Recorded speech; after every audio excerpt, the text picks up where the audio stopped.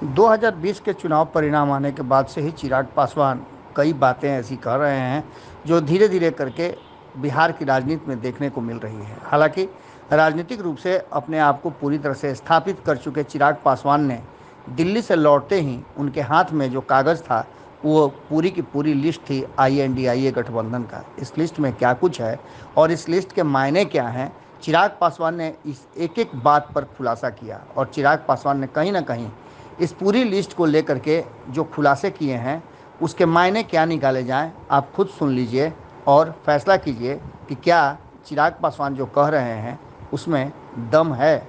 सुनिए क्या कह रहे हैं चिराग पासवान। भाई देखिए, दावे यकीनन अब वो क्या कहेंगे, ये तो नहीं कहेंगे ना कि बीजेपी वहाँ से जीतेगी।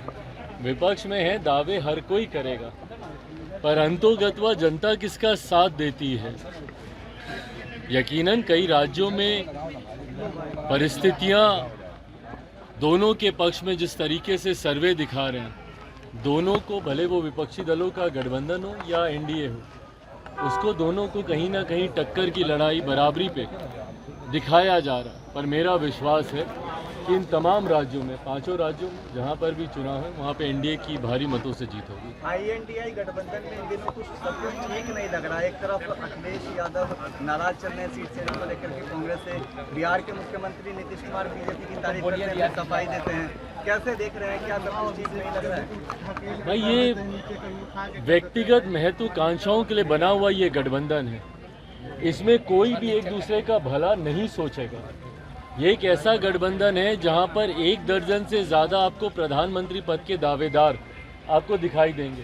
तो ऐसे में कोई भी नहीं चाहेगा कि कोई दूसरा घटक दल इस गठबंधन में आगे बढ़े।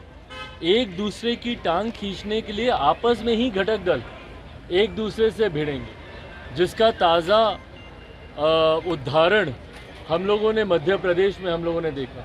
मात्र 1-2 सीट के पीछे जिस तरीके से कांग्रेस ने उत्तर प्रदेश के पूर्व मुख्यमंत्री अखिलेश जी को जिस तरीके से नीचा दिखाने का प्रयास किया, अरे छोड़ो अखिलेश को जिस तरीके से शब्दों का इस्तेमाल किया गया, ये दर्शाता है कि वहाँ पे वर्चस्व की लड़ाई है।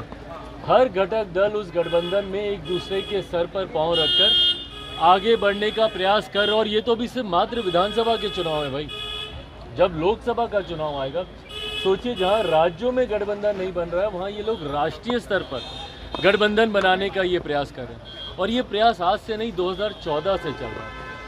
इतिहास गवाह रहा है कि ऐसा कोई भी प्रयास आज तक सफल नहीं हुआ। और मैं पुनः दावे के साथ मैं कहता रहा हूँ, मैं पुनः दोहराता हूँ, मैं नहीं मानता कि ये गठबंधन चुनाव आते आते तक टिकेगा।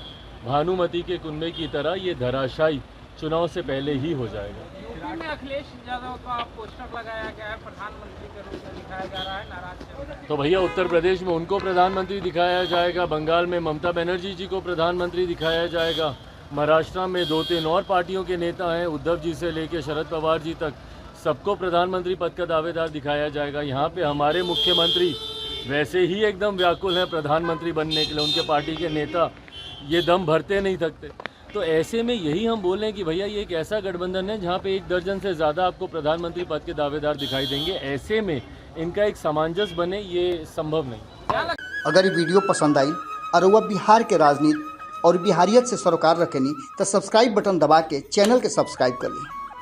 ओजे एगो घंटी बा, ओकरा बटन दबा देला से कुल सटीक और मारक खबर रुआ मुफ्त में मिल जाई।